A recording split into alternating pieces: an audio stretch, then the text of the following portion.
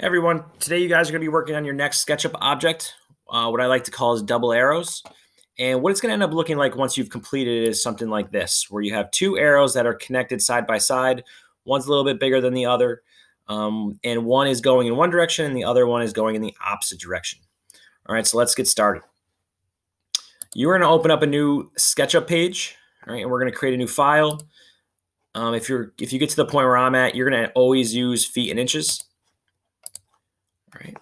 All right, so the first thing we want to do when we open this up is we want to get rid of the cowboy. So I'm going to click on him, hit backspace on my computer just like you've done in the past, and we can get started. So we are going to start with the first arrow, the bigger arrow.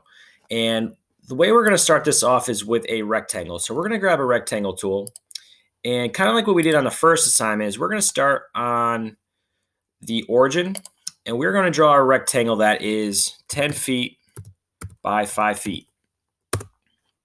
And we are going to push this up using the push-pull tool 2 feet. All right, now from here, what we need to do is we need to get the front end of the arrow to point this direction, and we need to get our two tails towards the back end. All right, so we will start towards the back. All right, and we're gonna grab our line tool for this. So in your tool menu, we're gonna click on line. And we're going to find our center mark. All right. And to find the center mark again, you're going to come across the top of this rectangle until the little blue dot pops up. That's telling me I'm at the center of this line. I'm going to click and I'm going to draw straight down and click on the other midpoint.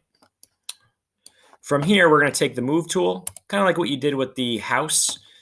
And you're going to click and you're going to drag it inward, right? Making sure it's not going off centered, making sure it's nice and straight. You're going to let go and you're going to type in 2 feet. Okay, that's ensuring that that line that we created has gone inward 2 feet. All right, so we're going to follow the same steps for the front of the arrow. All right, so I'm going to grab my line tool. I'm going to find my midpoint on the front of the rectangle. And I'm going to draw down and click on the other midpoint. All right, and once again, I'm going to grab my move tool.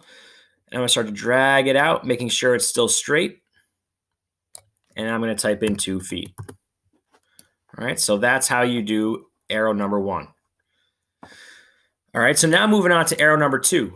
If I take a look at the image, all right, arrow number 2 is attached, all right, to the side of the bigger arrow. All right, the only really difference is it's a little bit smaller and it's going in the opposite direction.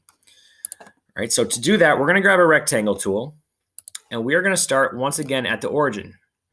All right, I'm going to click on the origin. I'm going to come out a little bit.